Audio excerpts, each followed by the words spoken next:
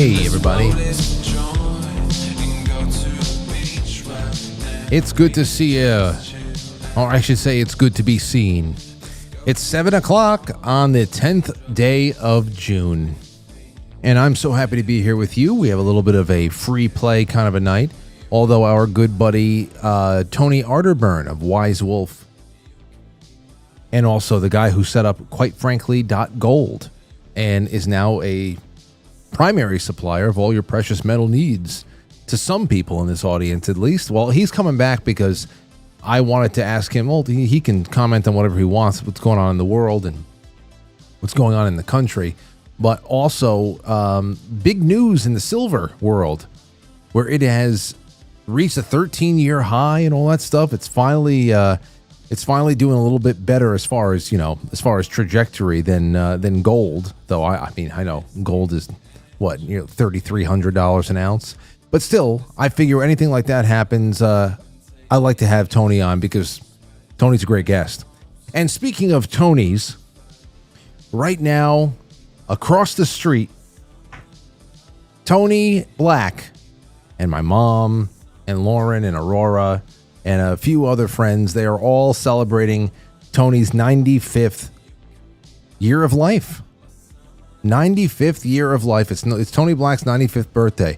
I set up over here. It was around, I don't know, maybe about 6:15 or so.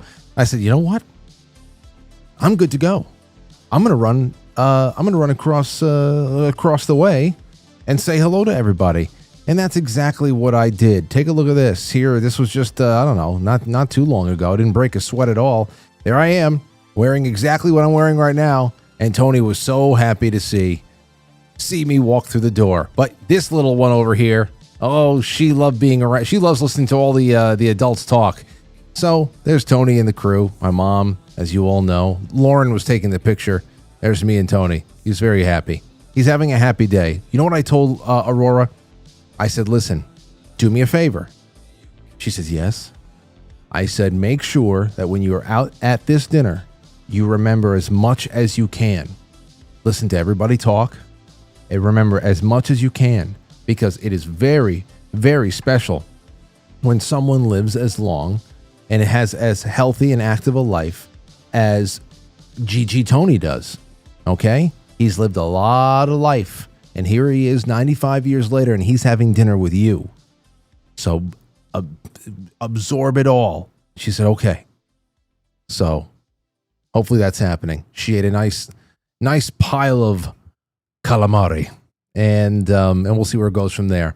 All right. So before we start off, I have to read this to you. I thought this was so awesome. Many of you out there have been giving a lot of love. This is why I spend so much money sending out the Keto Brainz to people. This is from Linda in Louisiana. Frank, dear Frank, wow. I tried Keto Brainz this morning in my coffee. Absolutely amazing. It's also delicious. I definitely will be purchasing this. I'm so grateful that you sent samples to me. I will be purchasing it. It is in my regimen of health products now. My nephew and I, they're all looking forward to trying it. Generally, in the morning, I put Vital Protein Powder and extra virgin coconut oil in my organic coffee. It looks like the ingredients in Keto Brainz takes care of all that. Thank you so much again, Linda. That's Linda from New Orleans who called in about the bells at the church and all that. I get so much like this. This is why I insist on spending my own money to get samples in your hands, because for me, I mean, this is just the returns have only doubled and tripled for me personally by using this. I feel better and better, and I'm so happy to have made Molly's become a friend of Molly's, not just a patron of Molly's. There it is, and we're gonna be sending a lot of bags. That's the other thing.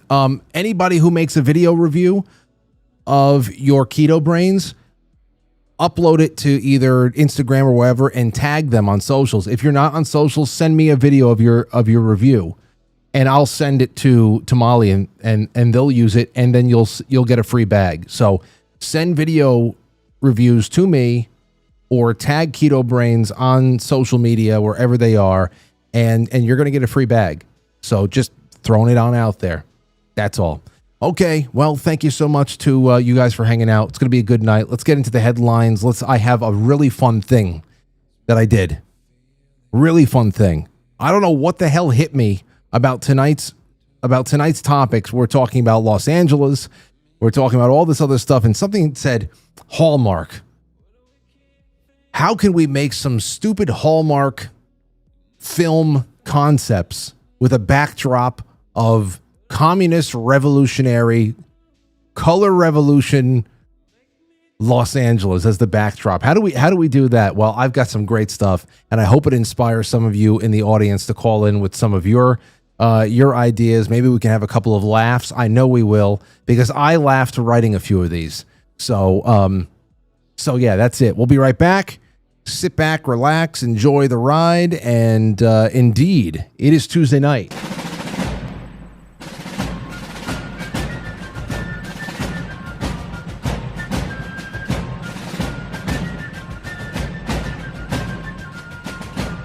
You let one ant stand up to us, then they all might stand up. Those puny little ants outnumber us 100 to 1. And if they ever figure that out, there goes our way of life. It's not about food. It's about keeping those ants in line. That's why we're going back. Does anybody else want to stay? Let's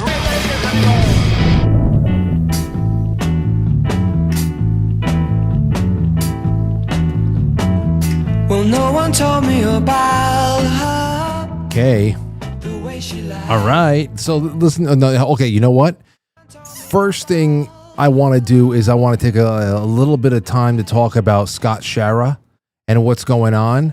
Now, I've been, as you all know, Scott was on this show and many other shows years ago to talk about the life and death of his daughter, Grace. She went into the hospital during the lockdowns and all that stuff, and she was given treatment that killed her.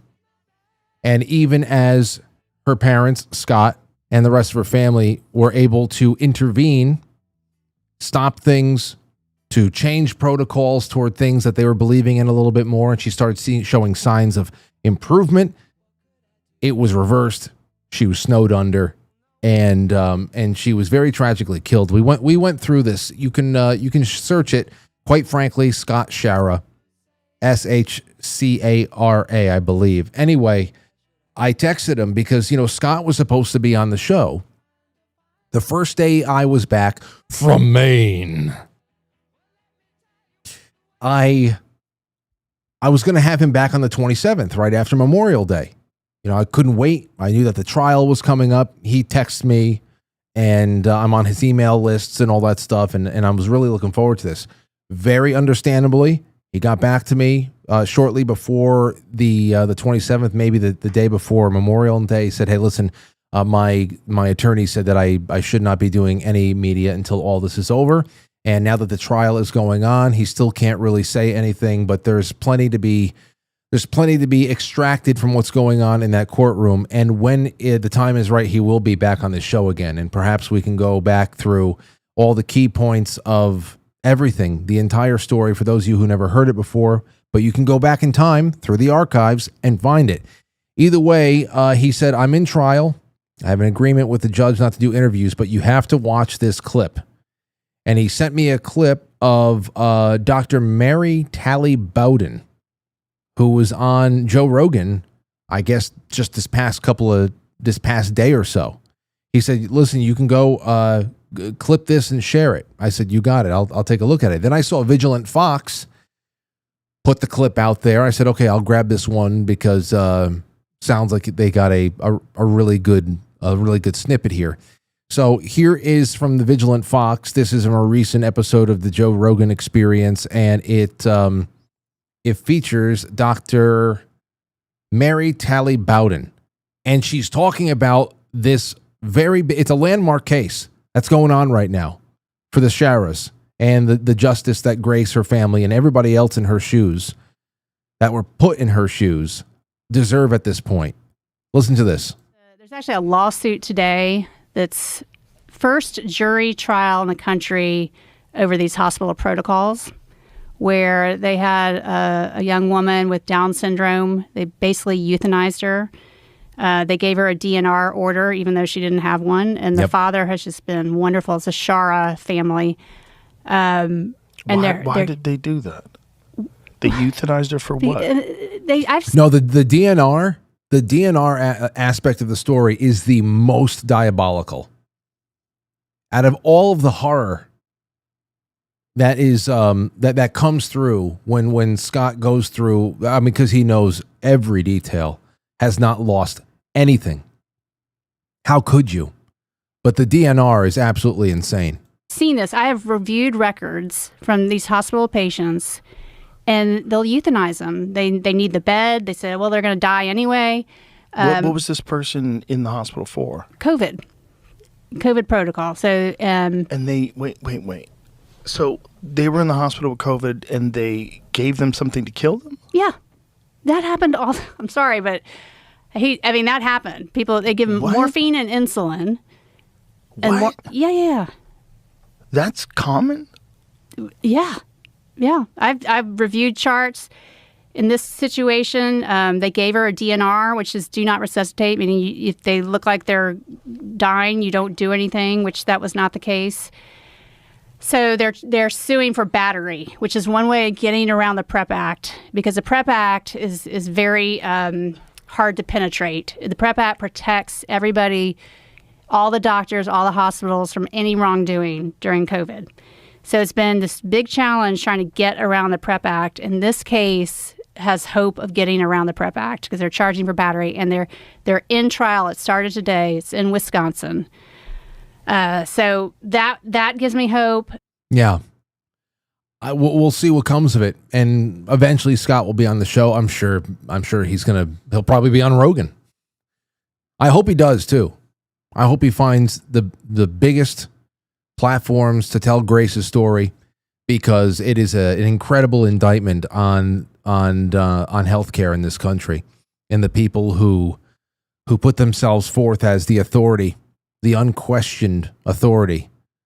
Now, the other thing there too, just on the basic taking this clip in, is in knowing that this is all on YouTube. And it's just also nuts to see how 3 years ago, even Joe Rogan would have been taken off of YouTube for talking about this. And I know that YouTube announced in 2023 or something that there was going to be some kind of a loosening of the noose as far as election skepticism goes. But I didn't hear anything about drugs or big pharma. And I went and I did a little bit of research. And this is what I got from just asking Grok.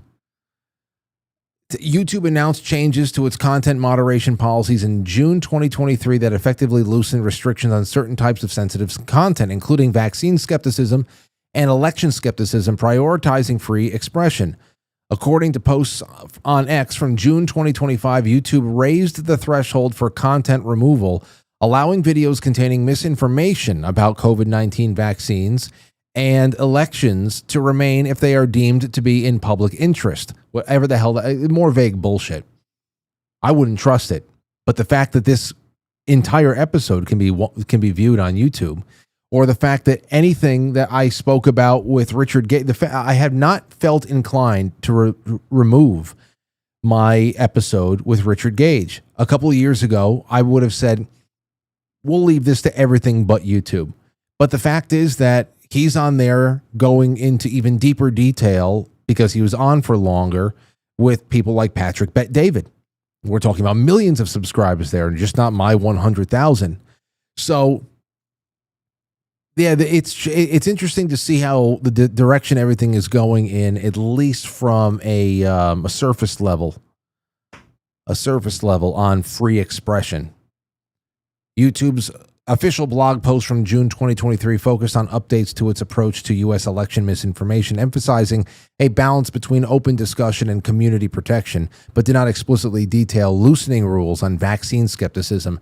It's just one of those things where it's they kind of back into the bushes and just hope that everybody just don't look at us for a little bit. We'll come back and we'll ring you up at some point. But that's going on. I wanted to bring it up because Scott Schara and the story of Grace Schara is very important, and the fact that it's getting their day in court, its day in court now, and they have some sort of a plan to circumvent all of this immunity that the butchers have given themselves is incredible, because there would be no chance to stack bodies like they did when they had the death counter in Times Square all throughout 20 and 21. There would be none of that without the protocols. Okay? None of it. Incredible. All right. So moving on from that disaster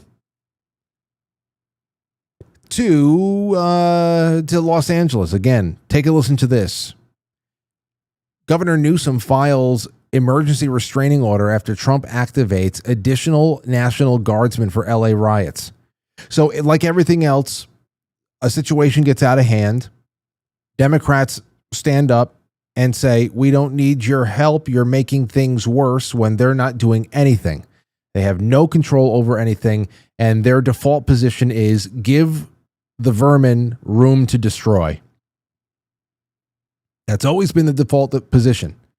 And then when somebody comes in and tries to restore order for those people that live in any one city or town and don't want to have this nonsense, this war going on outside their front door, then they blame the entire situation on the person trying to step in and add a little bit of sanity to the issue. And this needs to be done so heavy-handed, it's unbelievable. So heavy-handed. There can be no, everybody says no half measures. Yeah. No half measures, no 3/4 measures. It's got to be so heavy-handed and definitive. It's unreal. Gavin Newsom. You want to know why he was out there doing podcasts with Charlie Kirk now? Look at this freak now. Incredible. It's so reasonable. Governor Gavin Newsom has filed an emergency restraining order blocking Trump from dispatching troops to patrol Los Angeles. There have been 4 days of protests and riots since they broke out in Los Angeles on June 6th. President Donald Trump has now federalized and deployed 2,000 National Guard troops to Los Angeles to quell the violence. He's also deployed 700 Marines to Los Angeles to help the Los Angeles Police Department tame the violent protests. There have been dozens of arrests since the protests and riots broke out. Dozens. Should be hundreds into the thousands. Defense Secretary Pete Hegseth and other military officials are heading to the Capitol to testify before House committees, where lawmakers are all but certain to ask them about their response to the violence. And that's what it'll be all about.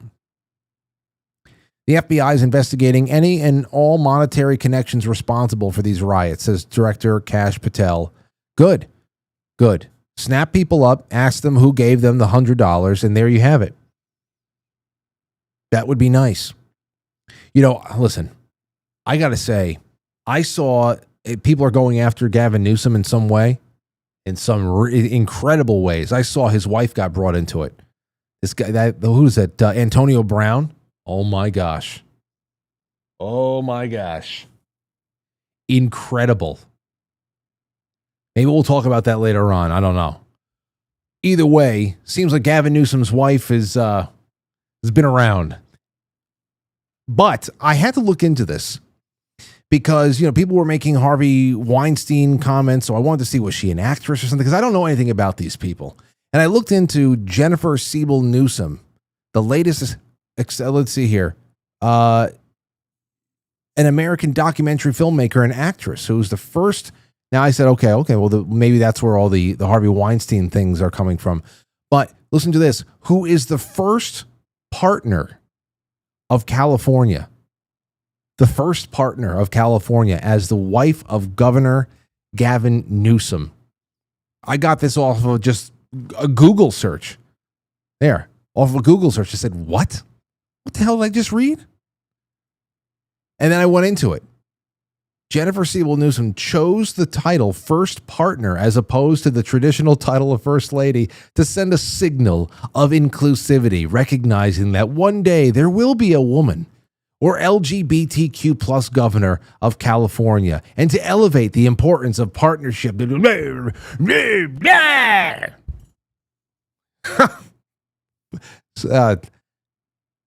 it all away. Oh my gosh, people are absolutely fucking insufferable. Insufferable. I'm the first partner of California. I did it. Made history, she did. Oh my gosh. Well, what do you want from me? As far as the as far as the money trail that Kash Patel may or may not uncover, if you've abandoned all pursuit of the Epstein death, then maybe this is just going to get swept into the rug as well. But the New York Times, you know what I realized here?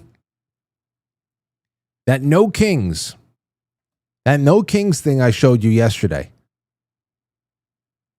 A full page in the New York Times. It says paid for by Christy Walton. Yeah, well, let me tell you something. It's not even just the New York Times Tuesday edition, the Wednesday edition. This is Sunday. All right? If you're taking out a full page in the New York Times on a Sunday, you're paying at least $250,000. That's on top of the fact that they're saying we want to help you organize your own protests. We're going to give you a script. We're going to give you resources, a toolkit, this, that, and the other. My, oh my, with all this nonsense. It's so gross. Well, but there is a salt of the earth element to the movement, though.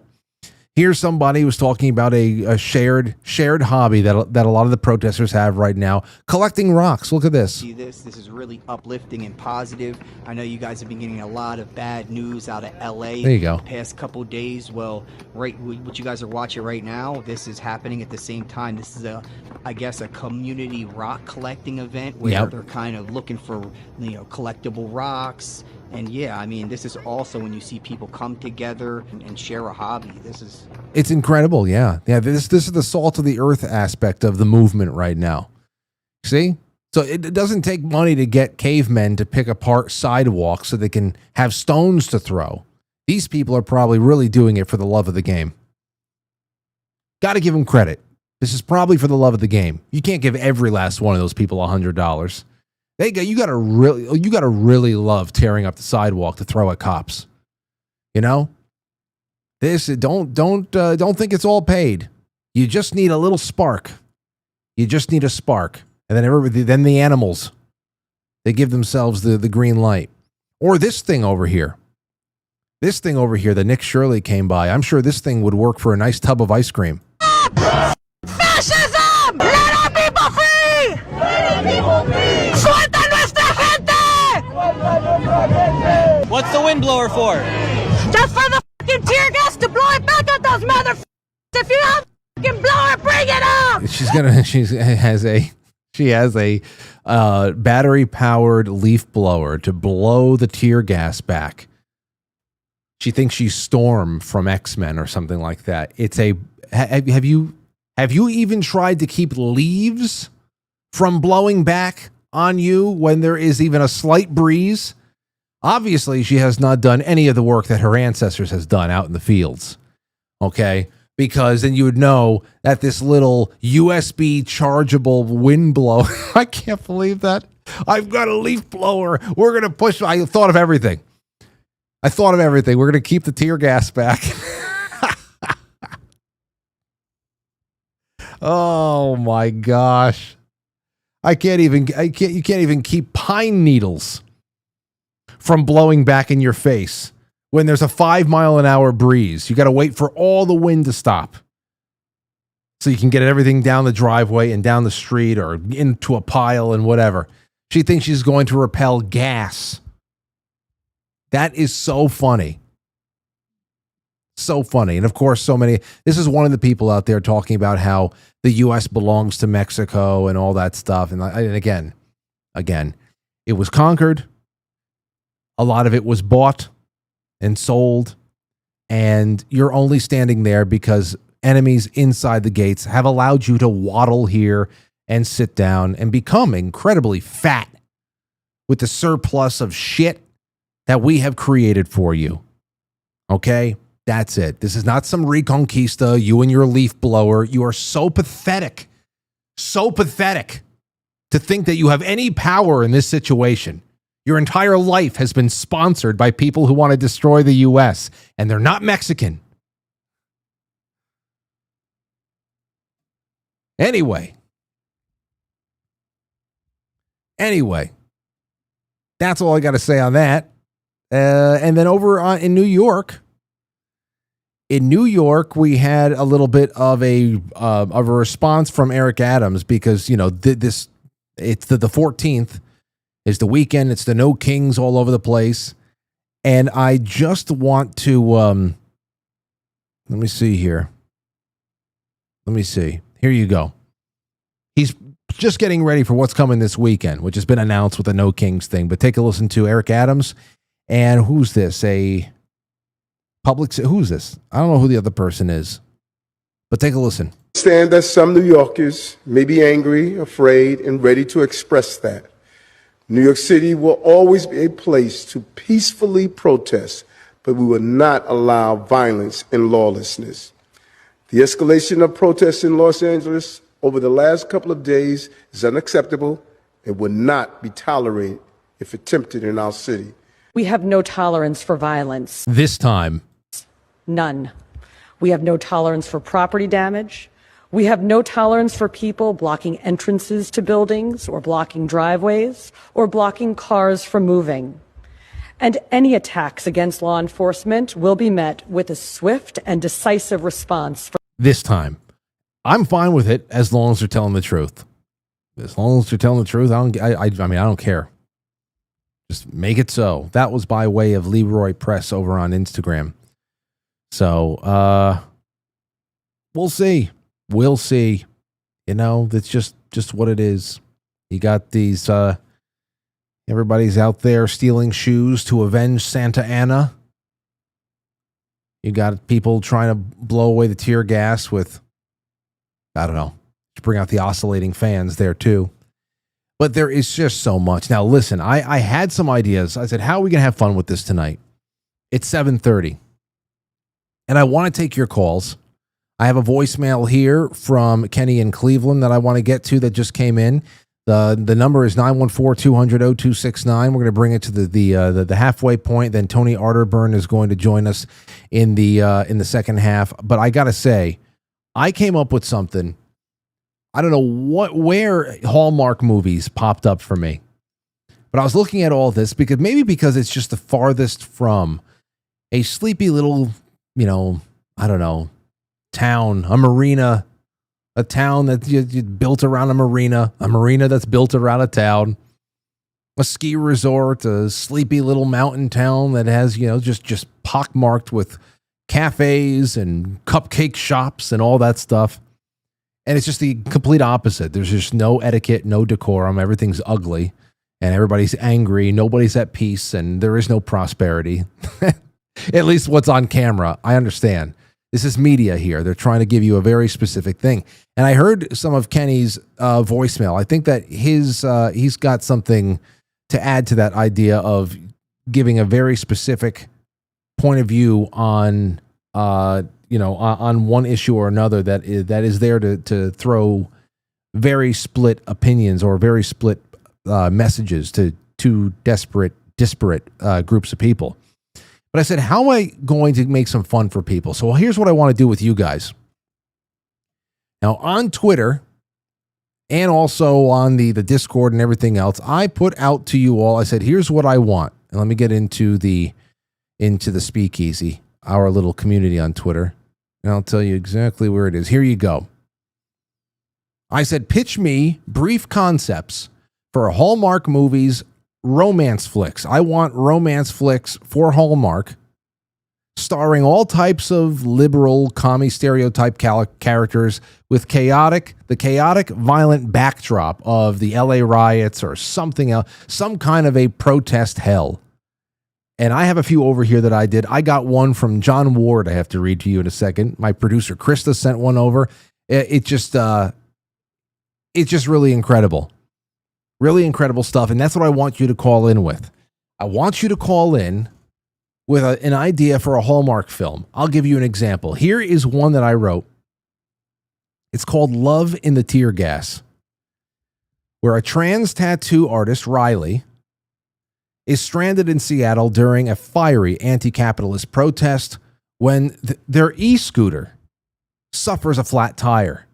It's there that Riley locks eyes with Sasha, a disaffected Starbucks barista turned Molotov cocktail mixologist.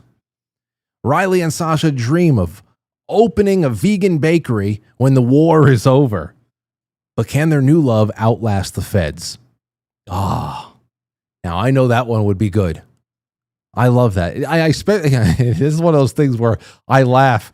I know what I'm on to something, at least for me, when I laugh as I'm writing. And it just, when the war is over, is hilarious. Because, of course, there are people in the streets right now in LA, like the torta over there with the leaf blower and the ski mask, who thinks that they're fighting a war, and I guess they are involved in a pretty kinetic aspect of a culture war, but it's not the way that they always think. Just like the people at Chop or Chaz were thinking about in Seattle, however many years ago, which is why I chose that arena over there. Let's see. Here's another one that I wrote. Oh no, this one's from Krista. Krista says, let's see here. Krista says the name of the video of the movie is Beaming with Pride. Amidst the backdrops of the LA wildfires, a lesbian fire captain finds love with a would-be arsonist. Will they rebuild in time for the annual parade, or will race riots foil their plans? Oh, I love it. Oh, I love it. They could work. And you know what the best thing is? I don't know how to do any of this stuff, but one of you out there is going to be like so proficient in AI to create full feature-length movies, or at least 22-minute long, what would be your average episode of The Office. I know one of you guys will be able to bring something like this to life one day without having to hire actors. That's incredible to me. Here's another one for you, and then we'll take some calls. 914-200-0269. I wrote one called Red Flags and Romance. Illegal alien community organizer Zorak attends a chaotic Berkeley protest. They meet Luna, a feminist firebrand, waving a tax the rich sign. When Zorak's megaphone hack amplifies Luna's speech, she becomes a viral sensation. Dodging rubber bullets, they fall in love, but Zorak's deportation risk looms over their budding romance. What are they going to do? What are they going to do? Aren't you on the edge of your seat? I want to see how this shit works out. I want to see how it works out. Let's see here. This is from Road Trip over on the community post. Road Trip says the blind conductor of a Peruvian pan flute band travels north through jungles, swamps, and adversity to reunite his gay service dog to its mother in L.A.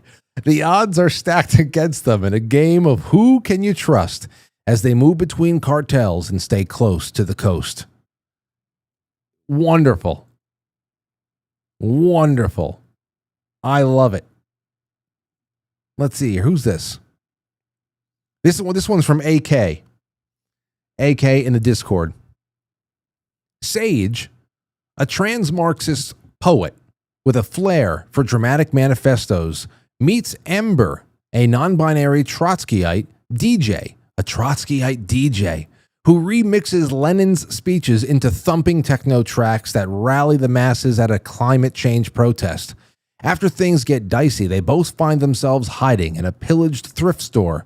The closed quarters spark bickering. Sage calls Ember's music capitalist noise pollution, while Ember mocks Sage's bourgeois obsession with metaphors.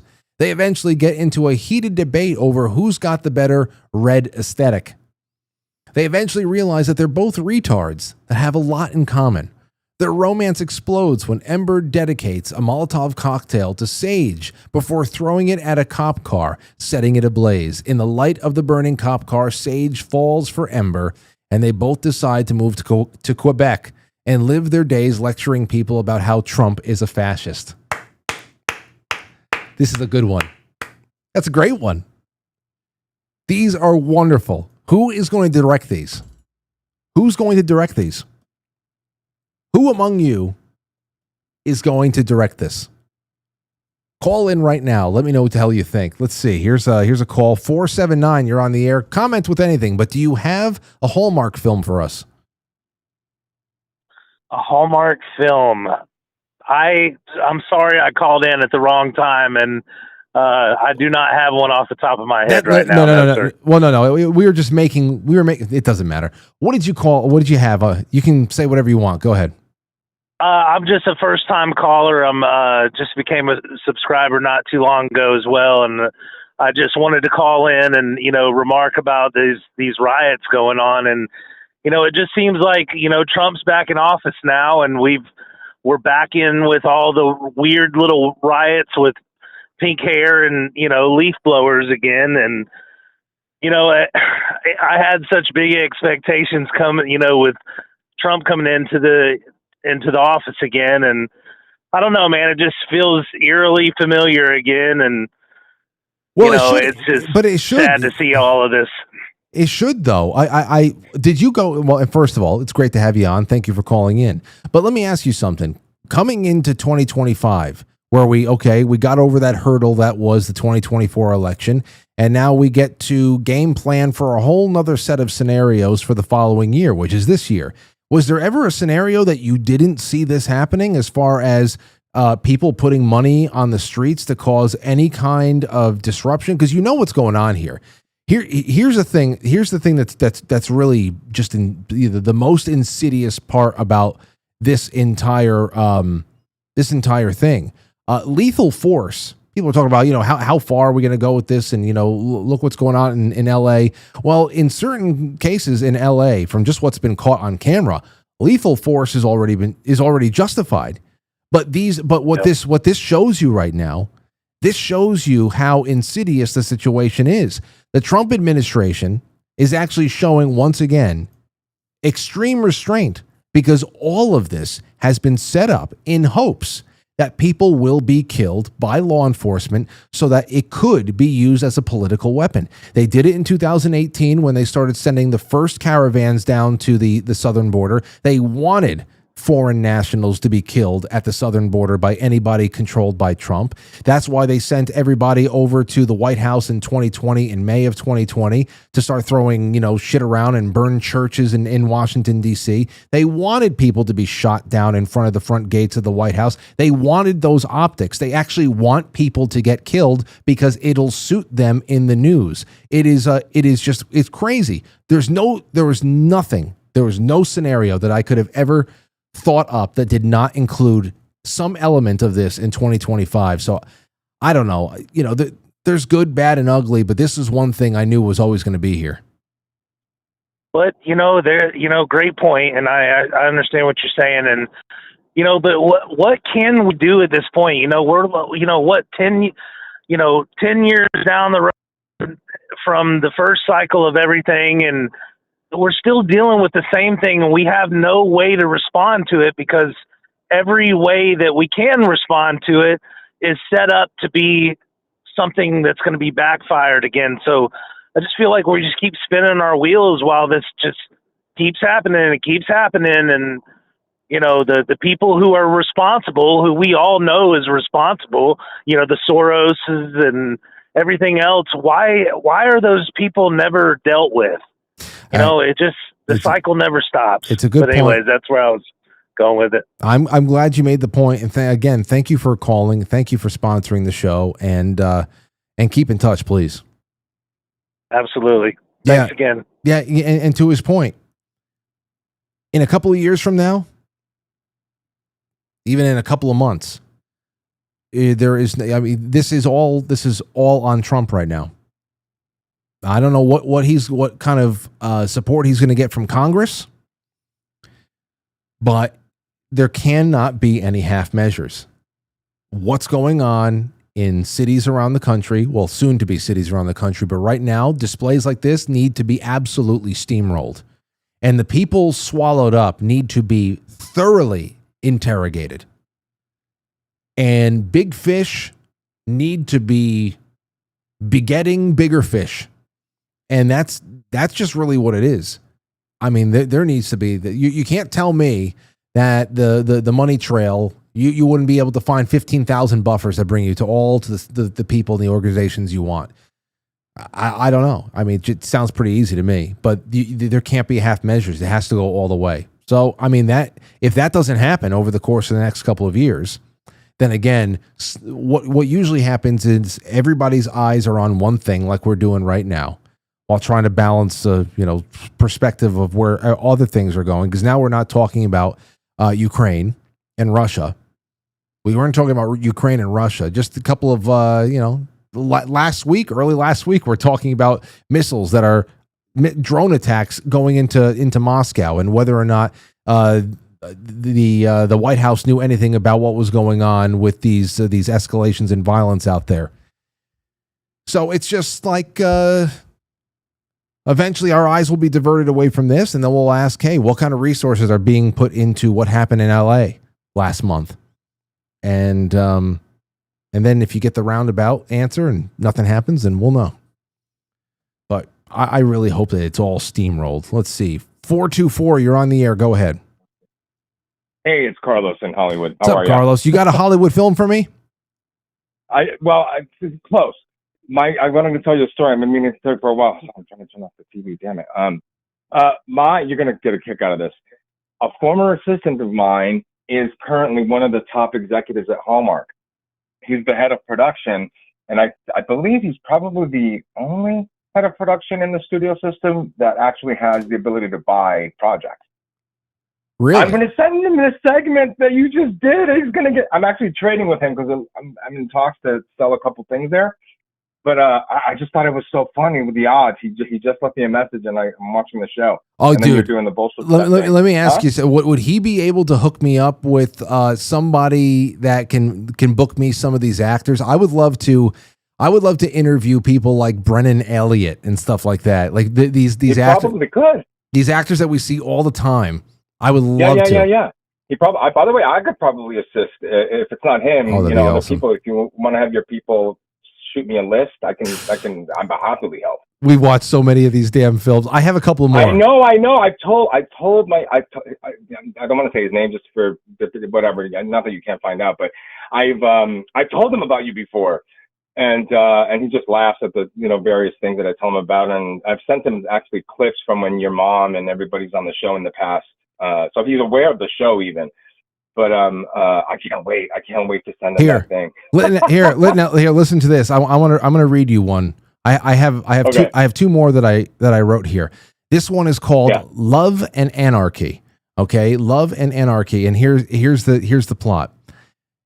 A cisgender refugee, Sonia, undocumented from Honduras, joins a Chicago anti-fascist protest.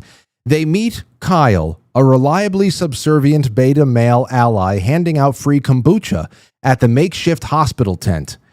Sonia distracts cops with a smoke bomb, earning Kyle's admiration. Now, fleeing through burning streets, they dream of a classless world, but Sonia's forged papers and Kyle's complete inability to think for himself challenge their romance.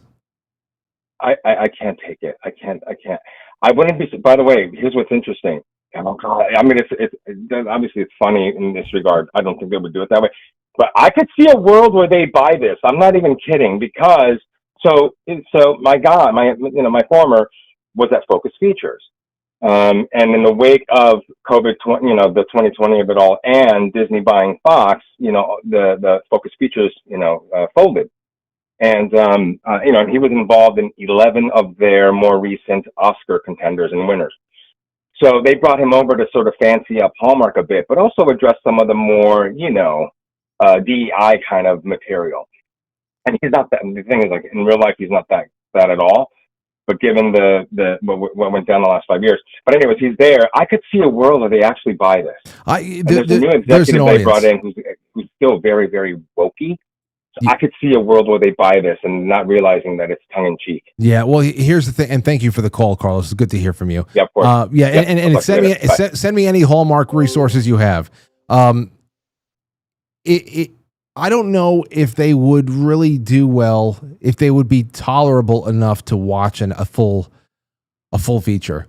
Like, they would have to be vignettes. I think they would have to be like little shorts, vignettes, something that you can laugh at, because you can't just watch. You can't watch, an hour of this. I don't think I could have watched that. But you know what? What made me laugh about this? When I said, first of all, I love certain things here. Sonia, the cisgender refugee, meets Kyle, a reliably subservient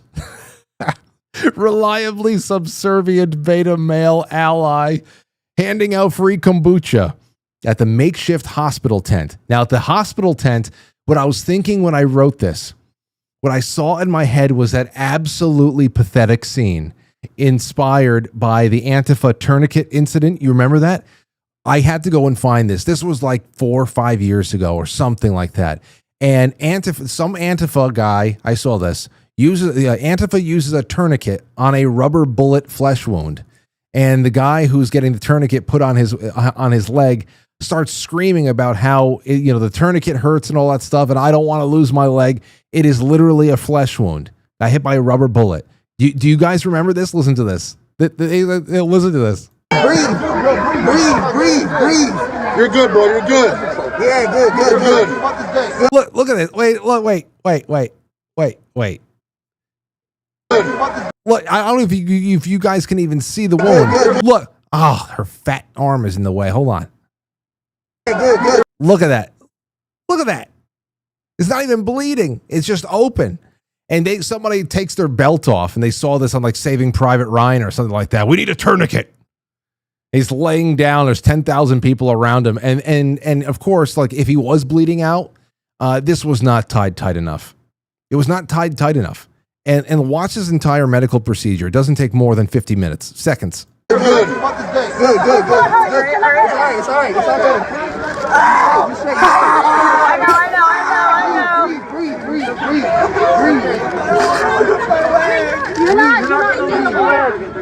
I don't want to lose my leg. Oh, I know. They go and they put the belt on. It's not tied nearly enough. If his femoral artery was hit or something like that, he's still bleeding out very quickly. And they go and take out the gauze pad on top of it. We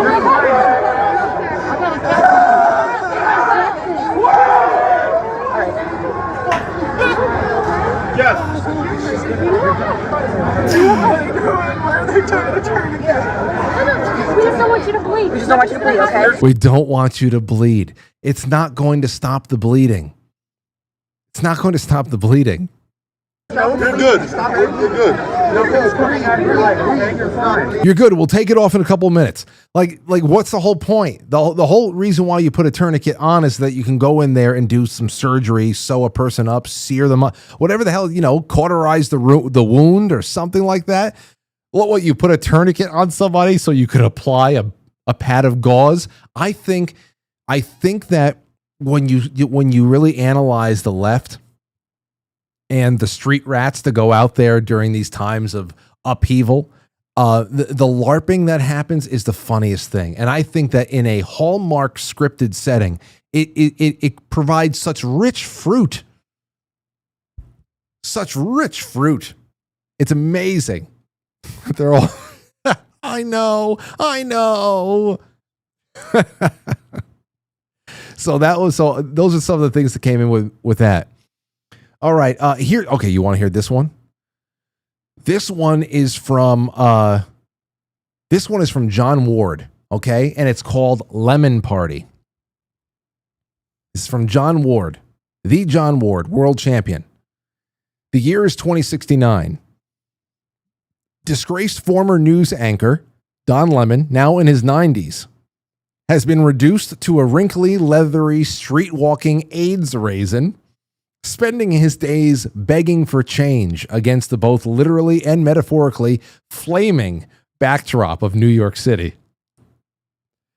As the social disease of leftism eats the city and the literal human immunodeficiency virus feasts on what little remains of Don, he finds himself wishing every dick he sucks was instead the great equalizing judgment of 4-gauge bore elephant gun.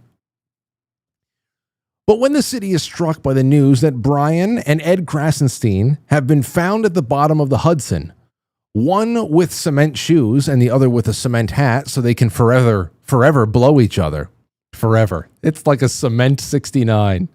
Don realizes just how little time he has left for true love, mostly because of, the AIDS, and embarks on one last great adventure of gayness, featuring an ensemble cast, all dying from monkeypox, and one of the steamiest gay...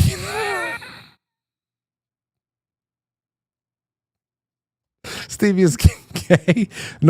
non-Nigerian orgies ever laid to film stock. Lemon Party is this summer's smash hit, cheesy, but in a smegma kind of way. Starring Don Lemon, Fredo Cuomo, the Krasenstein brothers, and Harry Sisson's infected asshole. Lemon Party, coming summer 2025. Incredible. Incredible. Probably don't do it justice in the way that John can read it. And of course, I'm trying to fight back my laughter. But there's a little bit on that. Okay, let's see. Let's see here. Let us see. What else do we have? Blonde Sweetness says the corporate executive gets sent to a small town at Christmas where she meets a young, simple rancher. He changes her from the Grinch to Mrs. Claus. Actually, that would actually be a good one. That would be a nice one. That's where you can take somebody who is like just out of their mind with all of the contradictory, just brain rot kind of way of looking at the world.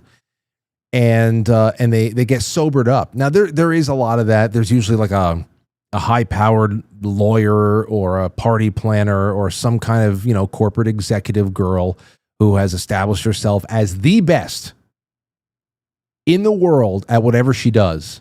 There is nobody better than her ever. She is the best, no matter what it is. Floral arrangements, nobody comes close. Raising bees, what is that, an apurist? Forget about it. Cupcakes, tulip bulbs, the greatest cultivator of tulips ever. Ice wine, oh my gosh, it goes on and on. Pumpkin everything. But they always come back to this town, usually the town that they grew up in, and they have since tried to forget all the simple that they just needed to get out. They needed something more. Or sometimes they're just put on assignment and they go to a new place they haven't seen before and they're just smitten with everything. And of course, one lucky guy, one lucky rancher who's always wearing shirts that just came out of the plastic. And we're supposed to believe that this guy's a working man who wears it every day. Shows up, not a wrinkle on these shirts, on these t-shirts, pristine white, ivory white t-shirts, never a speck of soil ever touched them. Walking around with a little smudge of dirt on his cheeks, but the pristine white shirt, I love it. Oh, and I love when there's a baseball scene or somebody has to throw a ball. It's like, oh, I can't wait. Oh, he's going to throw a ball. Let's see how he throws it. I love when a Hallmark act, there's only one time that I said, oh, okay. All right. That was decent mechanics. I love when a Hallmark movie, somebody has to pick up a ball and throw it. I would say, all right, here he goes. Let's see this. All right, let's see here. Jake says microaggressions and mistletoe. Karen, a plus-sized trans lingerie model, moves from the glitz and glamour of Hoboken to Prince Hills, a quaint, ultra-woke town in Colorado, to start a decolonized coffee shop when they meets Doug, a foul-mouthed albino trans man who loves cats. Good job, Jake. Good job, Jake. I love it. Oh, good job. That's fantastic. Let's see here. All right. What else do we have? Well, the lines are still on. I have one more for you. This is probably my favorite. This is my favorite. I wrote this. The last one I wrote, it's called Cupcakes and Concussions. Cupcakes and Concussions. I said to myself, damn, I got to do more writing. I mean, even if these were just a small book of concept, why not? Cupcakes and Concussions. Lesbian baker named Layla runs a vegan cupcake store in Austin, Texas. and suffers from amnesia after being struck in the head by a rubber bullet while protesting in favor of sex changes for beluga whales. While at the hospital, she begins to develop feelings for her attending doctor. The only problem is, he's a blonde-haired, blue-eyed, conservative man. Now it's up to Layla's small staff. It's up to Layla's small staff of bull dykes to make her remember who she is before she falls in love with a Nazi and forgets her shitty cupcake recipes forever. I can't tell you how proud I am of this one. Because I forgot that such a important part of so many of these Hallmark films is amnesia. And I think that this is so perfect, where you have a lesbian baker who makes vegan cupcakes, gets hit in the head at some kind of a protest. Her attending doctor is this strapping Aryan man, and she's forgotten everything, including the fact that she's gay. And she starts falling in love with this guy, and all of her left-wing allies are feverishly trying to remind her of who she is before she essentially goes off with this guy, forgets about the vegan cupcakes, and has a much different life. I think that would be incredible. That would be incredible. Can somebody help me do this? Somebody. Anyway, that's a little bit all I have for you on that one. We'll see what comes up in the second half. It's 7:56. Let's take a really quick break right here. That'll give us a little bit of leeway for your super chats. I'm going to read those. YouTube supers, quite frankly, superchat.com. It all filters to the same thing now. It's wonderful. And your Rumble rants, and of course your gold pills. I'll read those at the other side of this very brief break while I go grab myself another cup of water. And then we're going to bring on our guest and take some more of your calls after that. So don't go anywhere.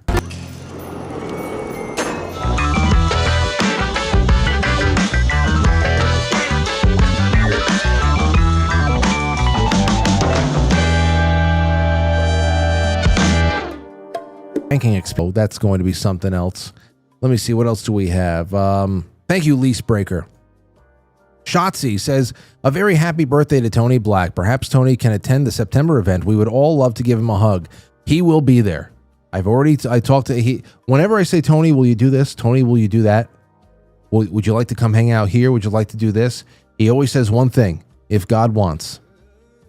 And I pray that God wants it, because I would like for Tony to be there for the September 6th event at the actual main venue, because it's all on the ground level. He can walk right from the street into the actual venue and doesn't have to go through all the stairs over here at the studio building, where I have to either get him onto an elevator or carry him and then get him into a computer chair to wheel him around. Even though I love doing it, but I think it'd be a little bit more, he'd probably find it a little bit more dignified to walk through the front door and probably be applauded or something like that.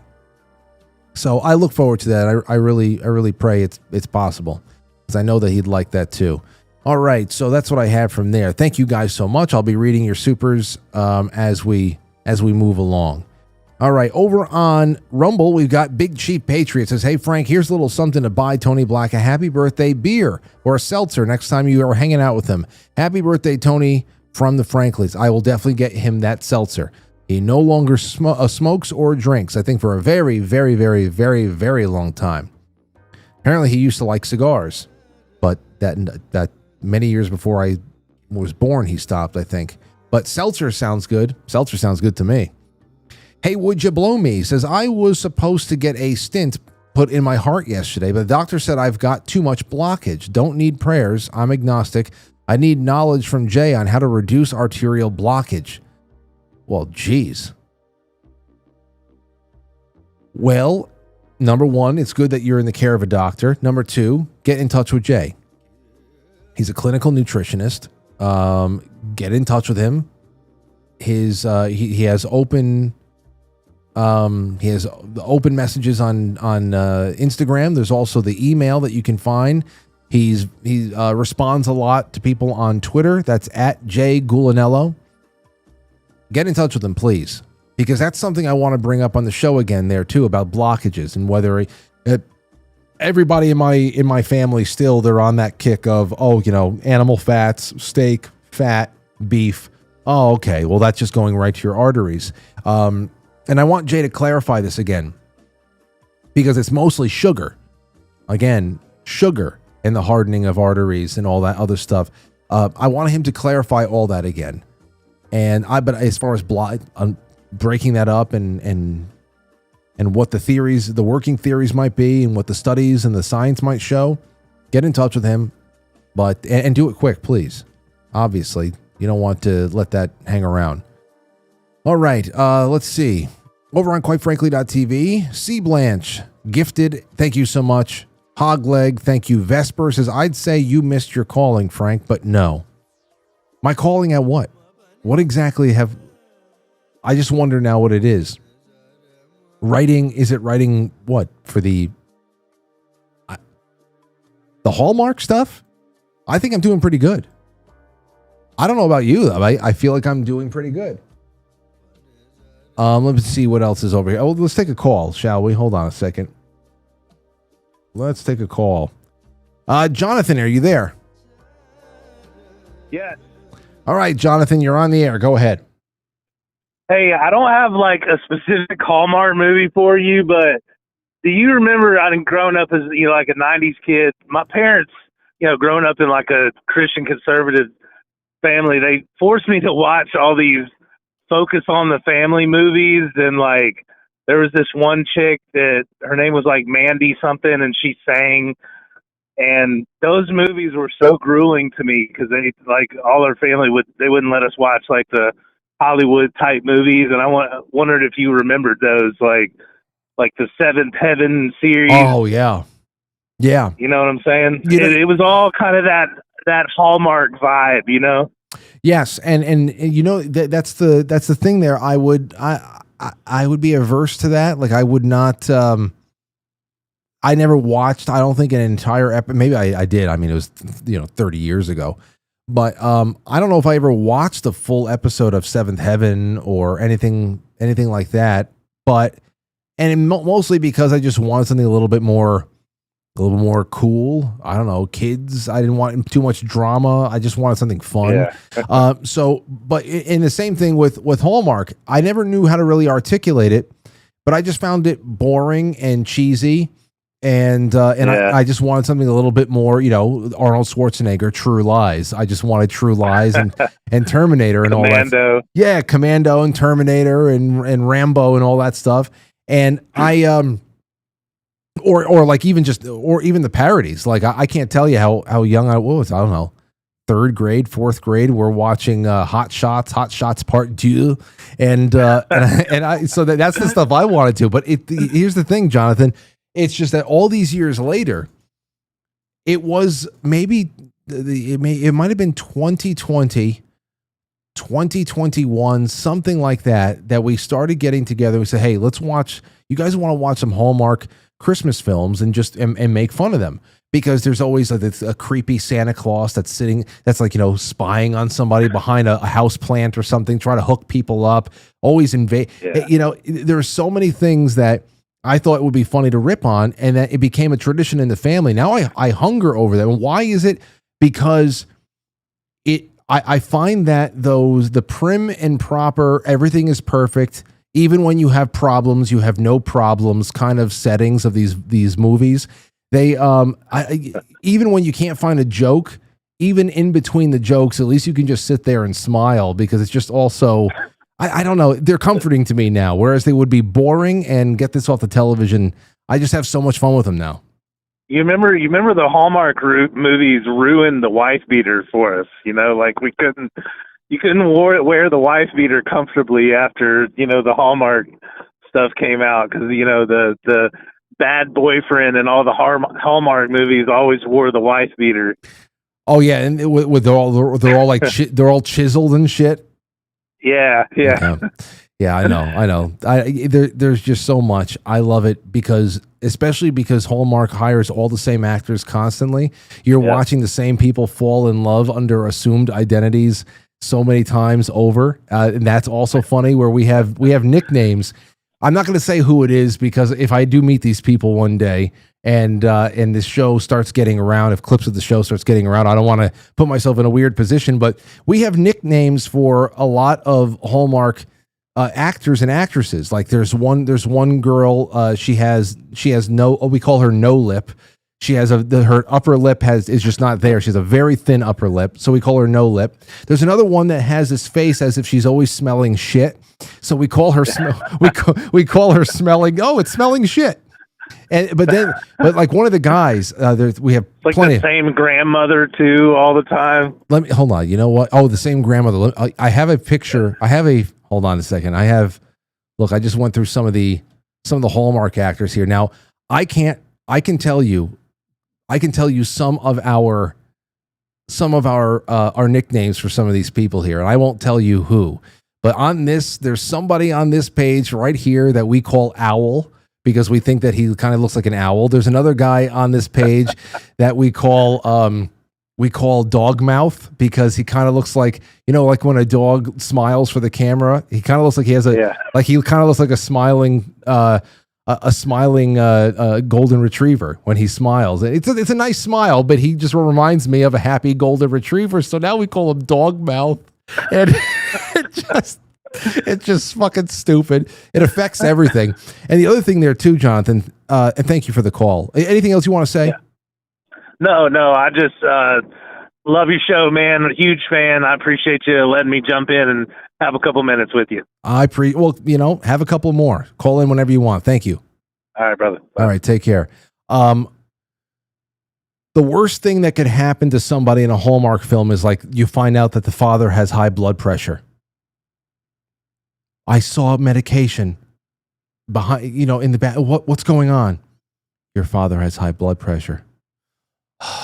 And of course, you can't let him look over the shop anymore.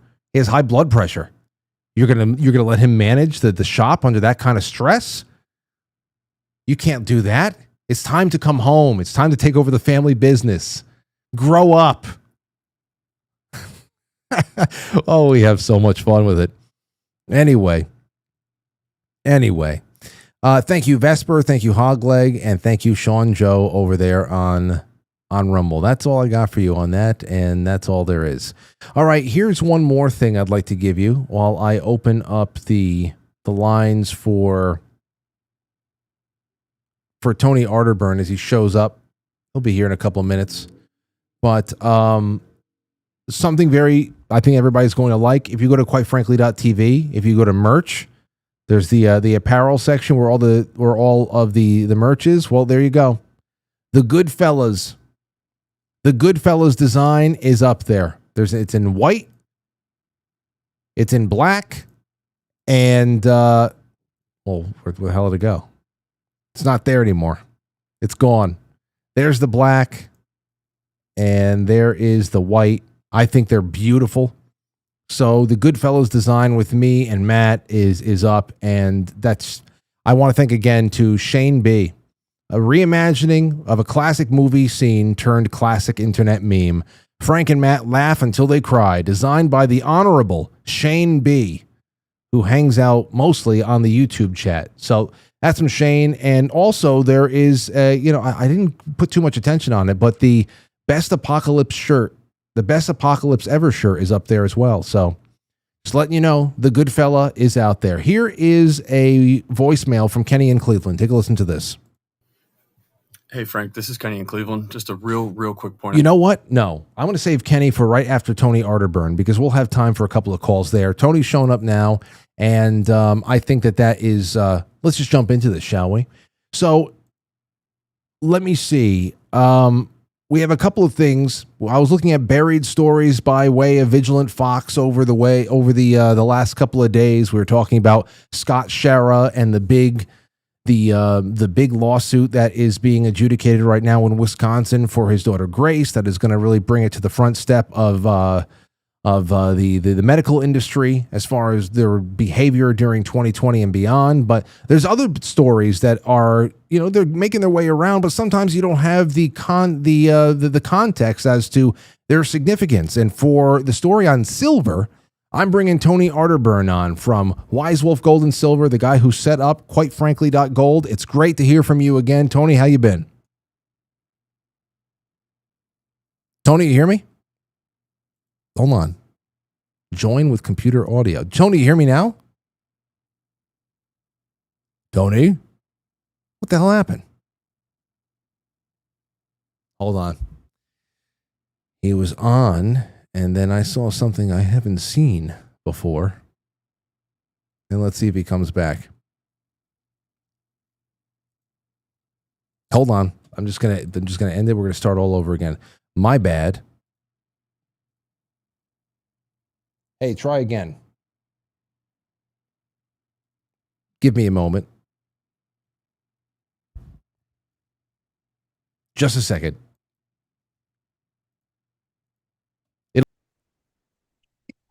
Tony, Frank. oh, you hear me now? Yeah, for some reason my Roadcaster wasn't putting speakers through. Sorry about that, bro. Oh, okay. Well, I had seen something that there was an audio source issue. I thought it was on my end. Who cares? At least we got it all figured out. How's everything been over there, sir? It's going fantastic. Just one day at a time, trying to keep up with the monetary system shift, the historical shift of epic proportions. Okay, that's why I'm glad you're on, because, of course, most people are looking at the headlines of what's going on in the streets in L.A., which is surely to spread to other cities by design, as we see that there are a lot of organizations that are trying to make this, coast to coast by the time that the weekend rolls around. But, when something like that happens, of course, you have to just force yourself to also step back and take a look at other things that are going on in a very big world with a lot of different variables that you have to account for. So the monetary system is one of them. I'd love for you to talk about the biggest changes and all landing on the moves with silver, because I'm hearing it's a 13-year high, which is great that you gave away 2 ounces of silver over the last 2 weeks on this show, because people have gotten an ounce, 2 ounces now at the highest it's ever been worth. So give us a little bit on this. Yeah, I'm glad you brought that up, the juxtaposition of, major headlines, and which are important, but, I tend to keep my discipline enough to keep looking at the macro big picture of geopolitics and the monetary system. Not so much that I'm not interested in the everyday headlines, but the big picture and what's happened to our currency and what is happening to the currency worldwide, I think will end up being the biggest story of our time. Huge historical shifts going on since 1971. We went off the gold standard. Richard Nixon closed the gold window that was supposed to be temporary on August 15th, 1971. And since then, we've been in a free-floating fiat currency experiment. And the average lifespan of a fiat currency is 26 years. And we've doubled that because we're the world's reserve currency. But these epic shifts, Frank, and I'm talking like, you go back to 2021, we had about 60% of the world's financial transactions went on in dollars. And then something really historic happened. The Bank of International Settlements moved gold from a tier 3 asset to a tier 1 asset. And what that means is they took it from a commodity to a currency where countries could trade in that. And that's what central banks started to gobble it up. And you go back to 2009, it was almost 0% orders of gold by central banks. But after the Great Recession and the TARP funds and everything that was injected after 2009, central banks started buying gold. But 2021 and 2022 started this acceleration of something known as de-dollarization. Now, these are all technical terms, but you're watching this. It's faster than even I thought would be possible. But the BRICS nations especially have accelerated it. And I think one of the outliers, and you asked me about silver is a monetary metal. And if you look at history, it's always been, in the indigenous cultures, the gold was the sun and silver was the moon. It's been in our culture for thousands and thousands of years. These things go together. Silver would be traded more of an everyday, and gold would be a store of value. They're both stores of value, but gold would be a lot more precious, of course, in the and geologically, it's about 17-1, the ratio. And that's held true through most of history until now. And I think what's happening is, with all of the BRICS nations and the central banks and countries like Russia adding silver as a strategic reserve asset, which I thought was a major bit of headlines that wasn't covered that much by the financial networks. Yeah. China used to trade and used to be exclusively a hub for silver until the communists took over in 1949. A lot of that's just coming back into play because countries are moving away from the dollar, de-dollarizing. And I mentioned, 2021, it's about 55 to 60% of financial transactions went on in dollars. Now it's in the low 40s, Frank, and we did that in 4 years. I think even Elon Musk was tweeting out, it took us 200 years to go 12 trillion in debt, and now we've added that in the last 4 or 5 years. It's all these accelerating factors are causing the commodity prices to reset. And you could go into the weeds a lot about, why is silver suppressed? And there's a question mark that hangs over that because it doesn't make any sense. You look at JP Morgan Chase, they're the largest holder of silver, physical silver in the world, and they were convicted of suppressing the silver price. And that makes most normal people like, why would you suppress the price of something you hold the most of? Yeah, I was just about to ask you, do you have any theories on that? Because it's you would think that it would be serious. Well, it's accumulation. I've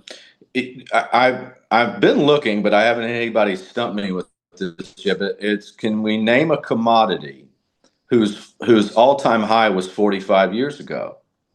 That's silver. Silver's all-time high was 45 years ago in 1980 at $52.50. I'm glad you brought that up because I went and I actually checked myself for saying that it's the highest it's ever been. It's been the highest in 13 years, that what we have right now. But I checked 1980, $49.95 an ounce or so, about $58 an ounce. So that's thank you for bringing that up. No, you're welcome. I follow this pretty closely. In the history of silver, why it was driven to $52 an ounce in 1980 is a story unto itself. But nobody really grabbed the mantle of cornering the physical silver market after the Hunt family did in the 1970s. And there's a reason for that, I believe. It's a theory. But nobody's done it, and it'd be easy to do if you were extremely wealthy, if you are a multi-billionaire. You could probably do something to corner the silver market and show that the paper contracts really aren't the true store of value when it comes to the white metal. I think what's happening is that with the world moving away from the dollar and searching for more and more commodities, and especially after the black swan event of the tariffs, that caused a lot of these vaults to empty out. And so many of those, all the holdings and ounces moved to the United States. And of course, they're moving all over the world, but to avoid potential tariffs and other things, it caused this ripple effect that now we're seeing, like these big banks, they're looking at their contracts, wondering, question mark over, are the holdings actually there? It's a funny time because, silver has been ridiculous. The gold silver ratio, Frank, you go back to ancient times, and really it's never been more than 20 ounces of silver to make 1 ounce of gold. The United States was founded on 16-1, and that stayed from the founding of the country till 1933 or so.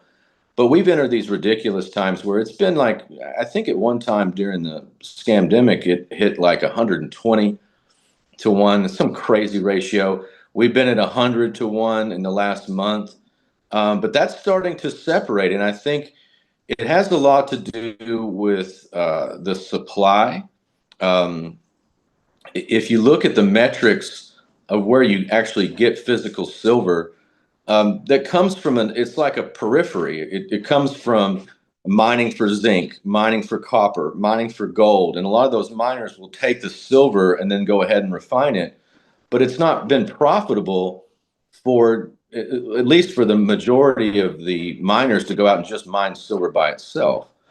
So what you're seeing right now, I think, is this supply shock of when commodities are sought after, and I mean in the physical form, and the paper contracts are being bypassed. It causes this supply shock where, there's a 250 million ounce deficit last year, and I'm this is a ballpark figure. I think it's around that. It might be 247, whatever it is, but it's 247 some odd million ounces that they had to take from the above ground supply. And what that does is, again, it just shows more and more that if you wanted to show the true value of silver, you can't do it in the paper markets where this is stuff traded. And it's estimated that for every paper contract that's sold, let's say, for every 250 ounces sold in paper, only 1 ounce actually exists. Yeah. So I think a lot of this is just a reckoning, is what's happening. And you could look at the debt of the U.S. and that's fine, and you can look at de-dollarization. That's another factor, but just the desire for the BRICS nations to revalue their commodities, and countries like Russia and others who are adding it as strategic reserve asset, it's just going to revalue silver to what it actually is. And it's nowhere near, and again, I'm not telling you it's investment. I'm saying it's just historic fact. And we're just living in this weird zone of time where this is just silly. It doesn't make any sense. It doesn't have any relevance to actual value. I know, and that's the one question I always like getting answers from guests like you on, because as it's been told to me that there is a crazy ratio of paper that's issued versus the rate in which we even mine this stuff out of the earth. So it's always going to be depressed in that respect. But again, to your other point, it's just so strange, and I don't know what all of the takes would be on why any bank that holds a large amount of one material, one physical asset or another would want that to be worth less when they could instantly be head and shoulders above everybody else. But I guess maybe it would be one of those, I don't know, a rising tide raises all boats and wants to make sure that there is as little circulating silver out there in the general public as possible, so that I don't know if that's just pennies at this point. But you're talking about tariffs being a black swan event. In which direction, and what did you think about? Because I'm not usually one on big cheerleader for tariffs, but in the kind of imbalances that we had here, I understood why some of them would be so high and be used just as a motivator to come to the negotiating table, which has seemed to work in a great way, and it's kind of unclogged a lot of the pipes, if you want to put it that way. As far as just a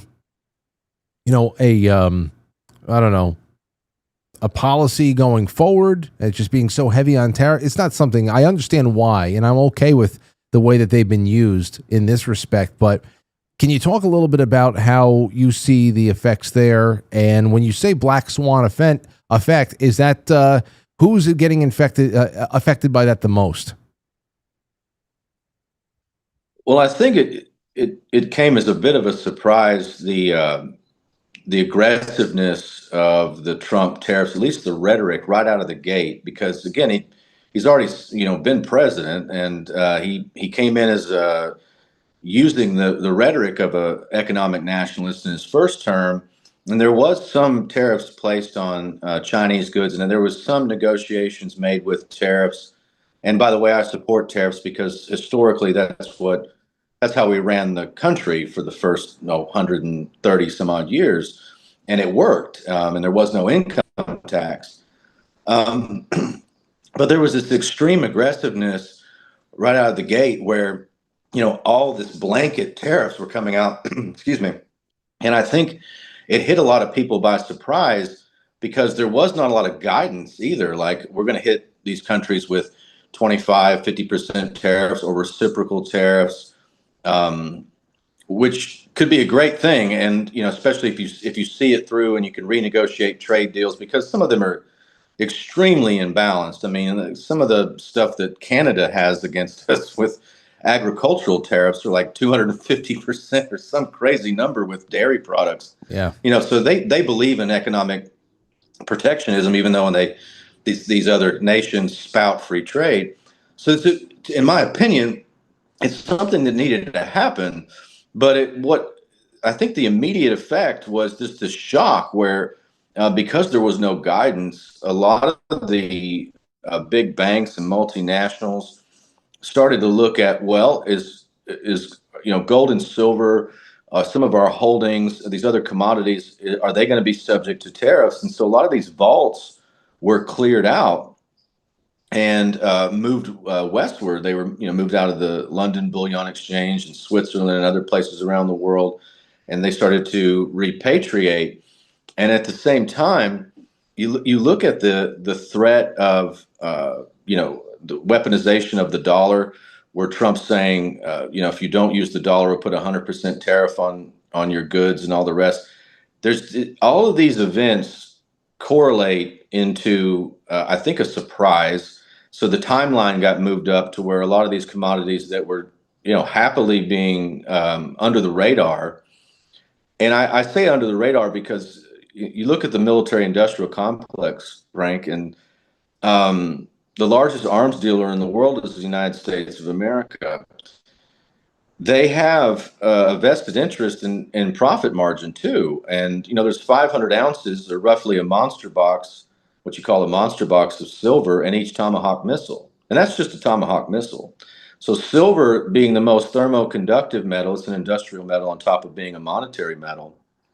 Again, the profit margins, the usage of it, I think it's one of those things they've tried to keep at bay from trying to remonetize, to going back to 1980 numbers. I mean, $52 in 1980 would be something like $300 today in purchasing power, and that's probably conservative.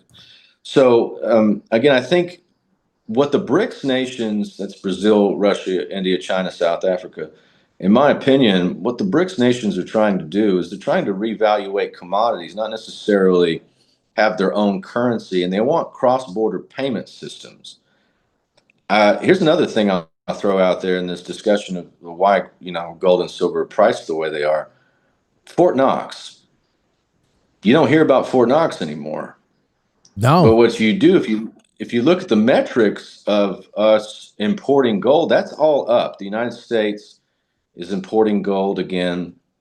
And I think this is kind of setting the stage for what could possibly be a monetary reset in the spirit of what Bretton Woods was in 1944. That was the end of World War II, and that's where you got the dollar as the world's reserve currency, and it was pegged to gold at $35 an ounce, and we had the World Bank and the IMF all came out of Bretton Woods.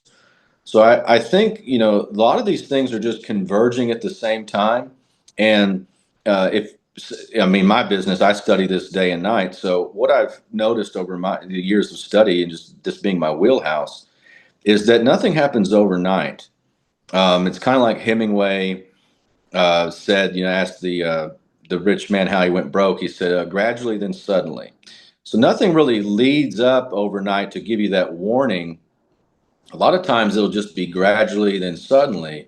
And I think this is the gradual part where you start seeing things start to inch up. And by the way, you could have a pullback in the next couple of weeks or month where there's some profit taking on silver on big contracts.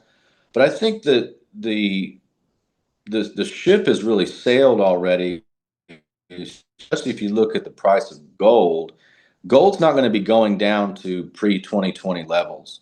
It's never going to do that. It's already repriced itself. There's already a floor. The same thing, I think, with $30 silver. I think we stayed in this realm of, $25 to $30 silver for years. Well, you know what? Let me ask you on that then, going from the new floor and all that, because most people, I like getting these updates from time to time because, I do a little stacking. I have little by little over the years. because I don't know really. I don't do too much trading or anything like that. I've never been somebody who bought anything more than just, a couple of meme coins from here, some shit coins from that, just for shits and giggles. I set up a couple of crypto wallet keys and put it in the description of the episode. So every once in a while, somebody, instead of sending a super chat, somebody will send a little bit of Ethereum or Bitcoin or something. But that is something where people are either in precious metals camps or they are in crypto camp. And I know a lot of people, there's also diversification between the two. You would represent that right there. But we all wonder just how digital everything is going to go and whether we're ever going to have a chance in sidestepping it altogether. Is the government going to just diversify itself a little bit too, or are we getting away? Are we doing away with all cash? Are we doing away with what? Because we already said goodbye to the penny. That's gone now. I know that some places, like I think Florida, just passed legislation that make gold and silver legal tender. That's pretty great that stuff is going on local levels right now. But where do you see the new floor on, let's say, on crypto going into the future? Is the new floor on Bitcoin 100,000 now? Is it ever going to go below 100,000 now, or what? And does that get somehow absorbed by the federal government in some way, scaled up to replace the entirety of the currency we use? These are the like open-ended gigantic questions that people like myself ask all the time. Like, where are we going in the future, and should we be stacking, or should we be mining, or what the hell should we be doing? And the fact that we all, probably the average person, needs a financial advisor to make any kind of good decision is just adds a little bit more stress to the situation in itself. So I don't know how you want to go about answering that. What is the future? Is it more digital than precious metal, or a mix of the two? Well, that's a great question, and it's something I think about all the time because I do both. And I think that it's probably a mix of the two. And I think really, and you mentioned something that's really key. The average person, you go back to 1971 when you weren't legally able to own gold, but you could save $1, and $1 would be $1 the next year because it was pegged to gold at $35 an ounce. When the world took notice that we were debasing our currency, the president of France, de Gaulle, he sent over his warships in 1967 to pick up this gold and repatriate his U.S. dollars into physical gold bullion and leave with it. And, we started taking the silver out of the coinage 1965. And anyway, the world noticed. And so we went off the gold standard because we didn't have the gold to repatriate all of those dollars. But something really interesting happened around 1974. And that's when you get to see all these new financial products like IRAs and 401ks. And, there wasn't commercials on TV about stock investing. The reason you see so much of that is because the average person, outside of your real estate, you can't really save anything that hedges against the massive loss of purchasing power in your currency. So you're playing a game that you don't even know you're playing, because they don't teach you that in school. They don't teach you that, hey, they say save your money, put it away. There's even a federal program, ironically enough, called Feed the Pig. It's where they tell you to feed the piggy bank, and that's save those fiat currency dollars. So I think your audience, my audience, anybody that's aware, start looking at how you can become your own bank. I don't mean like a commercial bank, but when you work or when you expend your energy for value and you get paid in something, what are you going to house that in? And I think something like gold, something like physical silver, or Bitcoin, that you own the keys to the wallet. These are finite items, and we're living in a fiat world of infinite. There's over 52 times more currency on Earth today than when I was born in 1979. And I think that's really indicative of where we are. It's like so much inflated everything that it's hard to know where to house value to outpace inflation. And I think that's where gold, silver, Bitcoin and it doesn't have to necessarily be in that order or diversified in any sort of metric. But I think if you're in that realm and you hold the keys outside of counterparty risk, you're already way ahead of the game, because the future is, I think, a reset of the monetary system. They call it a great reset, but everything that I study and think about and meditate on, the system in its current form can't go on forever, and it won't go on, I don't think, much longer. I don't think it's going to be around in its current form at the end of the decade. Yeah. So how would that look if you're already aware, if your audience is aware, and they're saying, well, I'm going to save in things outside of counterparty risk to the best of my ability? How would that look for them as opposed to somebody who says, no, I'm going to save those dollars and I'm going to chase after those dollars that are going to be worth less next year? I think you're ahead of the game if you're going into something finite versus something infinite. Yeah. I think that's a good way of going about it too. It's just good common sense. It keeps things simple.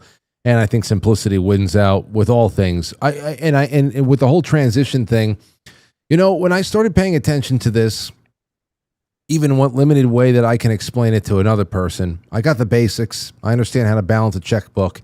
And because you know how to balance a checkbook, even though it's been years since I've had to balance a checkbook because everything's now digital, but I remember sitting there and subtracting and bringing things down and logging everything and whatever. And I know that there's some people out there who still do.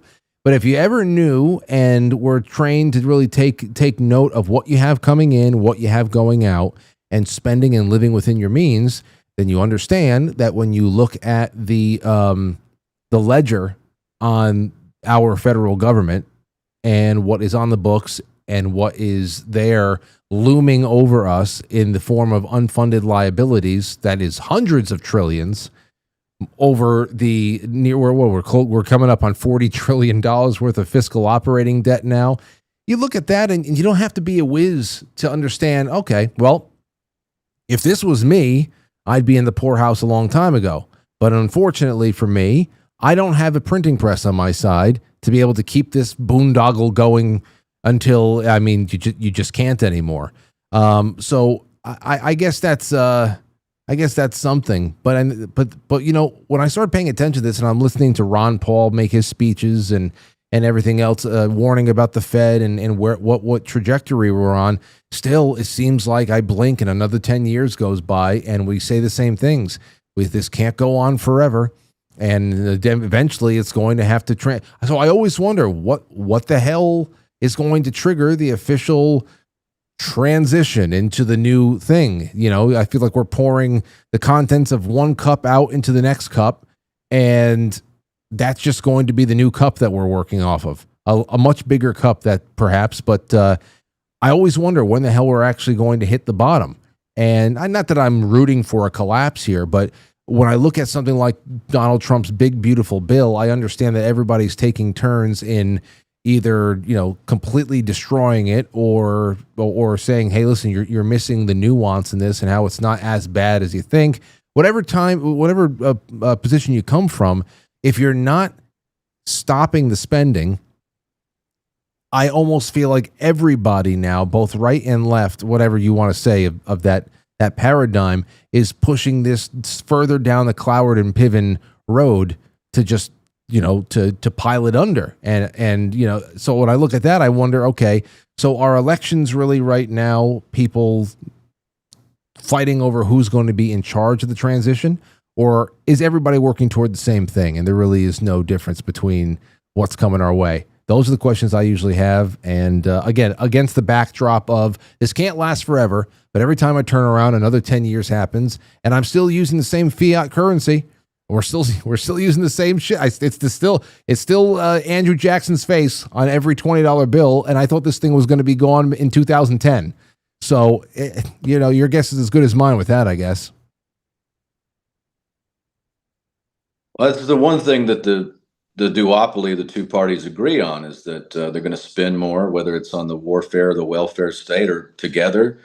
And, mathematics eventually does kick in. I think we've been able to sustain unpredicted levels and unprecedented levels of spending and debt.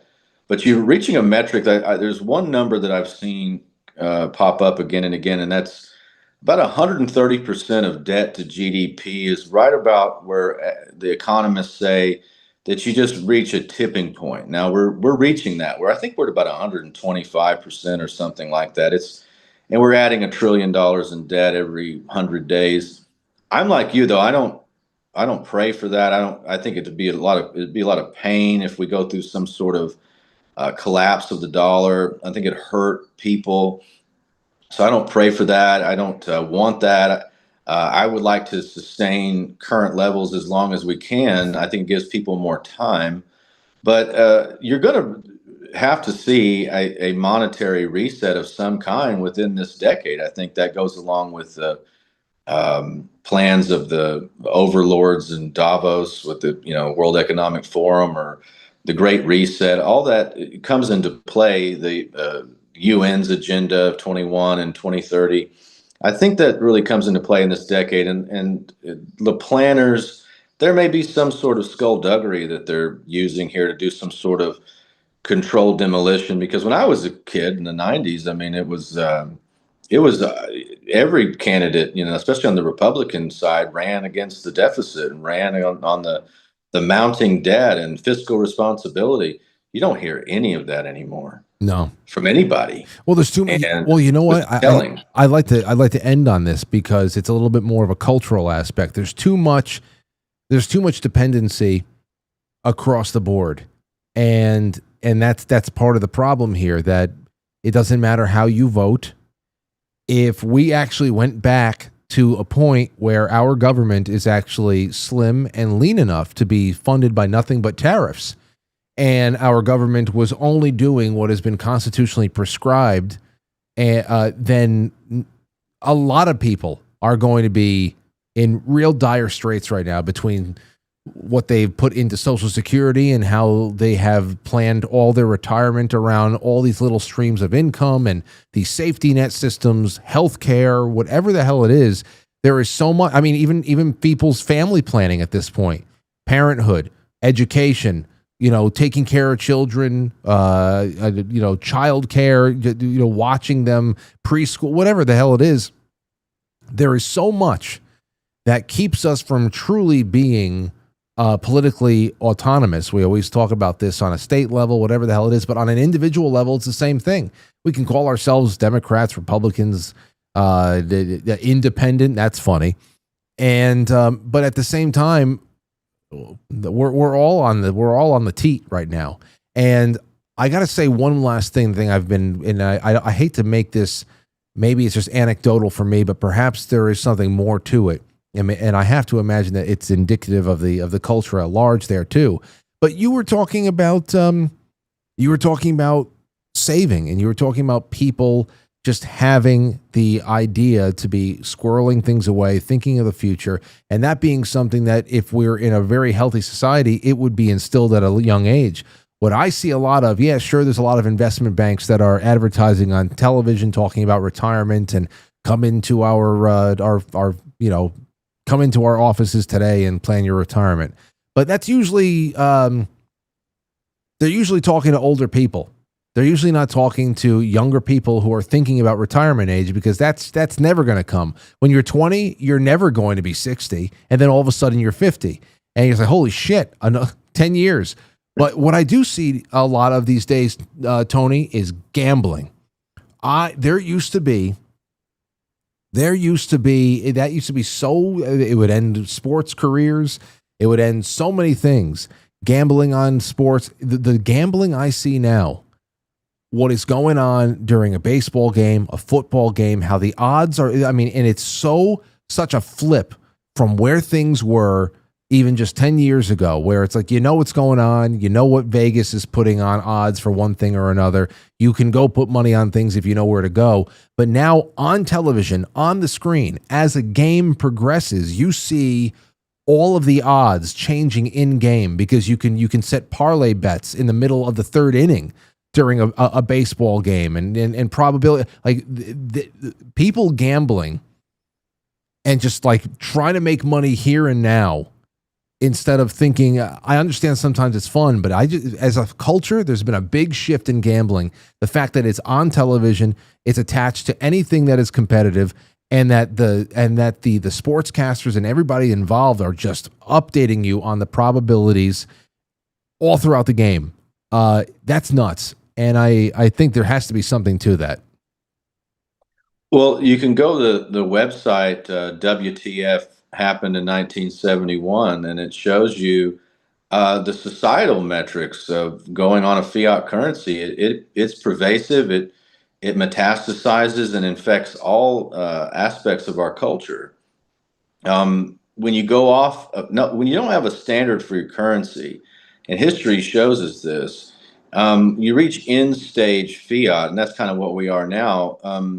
No, there is no planning for the future, especially in the culture at large, I think, is in real trouble with that. So you're right. You see the pervasiveness of things like gambling, and now it's just everywhere. It's ubiquitous. Yeah. That's something I've noticed too. And, I think there's some bright spots. I think a lot of younger people are looking into entrepreneurism. Maybe maybe they didn't go to school for it, but they're interested in that, building something and creating something, and technology makes it a lot easier for you to do that. But there is a mindset of the quick fix or get rich quick, and that's not how the country was built. It was built on production. It was built on being a lender and not a debtor. And now we're on consumption and debt, and I think that's a really sad place that we are. But it's really traces, in my opinion, because I study this all the time. It just goes back to having a fake currency. When there's no metrics of inherent value in the system itself, it bleeds into the culture, and the fiat currency is evil, and it builds things that shouldn't be built. It funds companies that should go out of business, and it hides value from companies that should. It's not a true free market, and it's certainly not sound. And I think that, there's a lot of movement out there. Bitcoin, especially, the culture of Bitcoin has pushed, I think, a shift in consciousness among younger people. Not everyone, but it's touched a lot of minds out there that may have never seen the central banking system for what it is. So I think there's a lot of bright spots, on top of the degeneracy and other things, the get rich quick stuff. I do think that people have learned lessons about fiat and learned lessons about inflation. And because of that, we have a fighting chance to have a better monetary system, but it's not going to come without some pain. You're right. You're right. And of course, that has anesthetized us in many ways. That fiat, it has allowed us to sidestep any kind of pain of correction over time. And, it's just, it's a numbing agent, just like the rest of the cultures, based on dopamine and numbing and getting high. And we'll see where it goes from here. But either way, I really got to thank you for coming on, Tony. I know that we have you coming on, I think, later in, I don't think it's later. It was June or July. I have you down. I want to say it's June, but if it's not, I think you said the 26th, but we can check that. No, yeah, you're on there somewhere. But I wanted you to come on tonight for a short segment, just because of all the silver news is very significant. And I just want to thank you for providing those ounces of silver for the giveaways the last 2 weeks, and just a reminder of how well you provide services for people in this audience. Whether it's the first ounce of silver they ever bought in their life, or if they get into any of your monthly wolf pack buys where they're getting assortments of stuff. You've taken care of people, this audience, through QuiteFrankly.gold in great ways over the last couple of years, and I thank you for that. Well, it's a pleasure and an honor, and your audience is magnificent. Anybody that goes to QuiteFrankly.gold, you can see the tab on there if you want to check it out. The Wolfpack program, we have so much cool stuff going on with Wolfpack. I mean, just the variety there, and we truly try with each invoice to pass on some savings, and we make it. I'm really proud of it, because we did something that the big gold and silver companies don't do, and we targeted just everyday people. We want you to be a part of it, so that as little as $50 a month, you can start getting some silver and some gold backs, and all the way up to 5,000 in direct purchases. We have all that. So we just appreciate you. Well, thank you so much. And Tony will be back in I feel like a couple of weeks, but either way, all the best to you, sir, and we'll talk to you soon. Yes, sir. Thank you. All right, there you go. Tony Arterburn. He's got his own show too, so go check him out. All right, well, listen here. I have one last thing to do because I have a meeting, and actually a meeting about the event in September in a few minutes after 9 o'clock, so I have to be on time here. But I want to play this from Kenny from Cleveland, and it's about what's going on the West Coast, and I think a pretty astute observation. Listen to this. Hold on. Hey, Frank, this is Kenny in Cleveland. Just a real quick point I wanted to make about these riots, and you kind of touched on this the other day, with the Mexican flags being so prominent and so in the forefront of a lot of these images. During the election, it was talked about for weeks about how the conservative Mexican-American citizen and or second, third generation family was very, very conservative, Trump supporting, extremely anti-illegal immigrant. They're a huge voting bloc. We know that. We see the data. People have talked about it. That narrative have just completely vanished while this riot is taking place. And I think that's relevant because we are seeing images of all these flags. The talking points are there. And I think that is to embolden the other side and to depress what we thought we knew and believed about the conservative Hispanic in this country who is against this, because we know that is the truth, and they are trying to suppress what we actually know is the truth. So I think this is setting itself up to be very interesting, especially with the comments from the Mexican air quotes president woman. So just something to keep an eye on. I hope I'm articulating my point. You are. Thank you, Kenny. Kenny in Cleveland has been watching for a long time.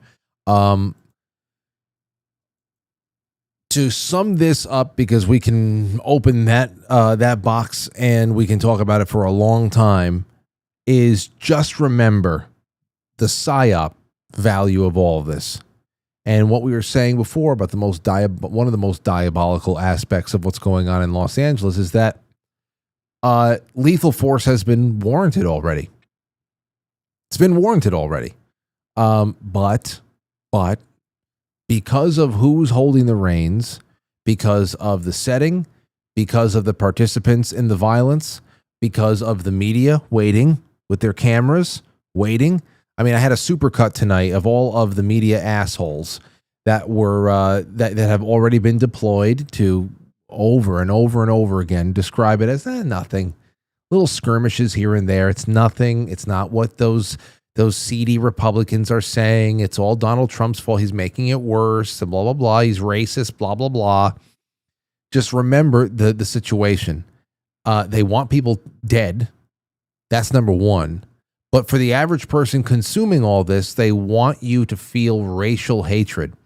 They want you to feel some sort of reptilian brain knee-jerk reaction toward something that they could spin as bigotry, something that goes far beyond understanding exactly who these people are versus who your next door neighbor and his family, who's, they have Ecuadorian bloodline or something like that, but they're your next door neighbor. They're American citizens. Whatever. They want you to forget about all that stuff. They want you to forget about what you learned about your neighbors and about the rest of the country during the 2024 election, regardless of what we were going to get out of the election. What did I always say? This is a wonderful moment for us to just soak up, because they couldn't deny how big of a win it was. And what does that mean? It gives you a look into what is trending inside the hearts and minds of real people. And it went way across every demographic that the communist, overbearing Bolshevik left claims to control or have rights to or best represents. They don't best represent them. They don't best represent them. They don't. And we saw that because, I mean, we really are a coalition. Now, whether we get what we want from the people we've entrusted to go out there and act is something completely different. But as far as being able to get a little bit of a gauge of where people are standing, people with real beating hearts are actually standing, then you have to know that this is all about trying to bring you back down to an unenlightened state that keeps you in a class warfare, race warfare, gender warfare mentality. That's where they can control you. They want you to be playing on their turf. You got to be like Qui-Gon Jinn. Now you can say, well, Frank, Qui-Gon Jinn got killed by Darth Maul at the end of episode 1. Yes, I know.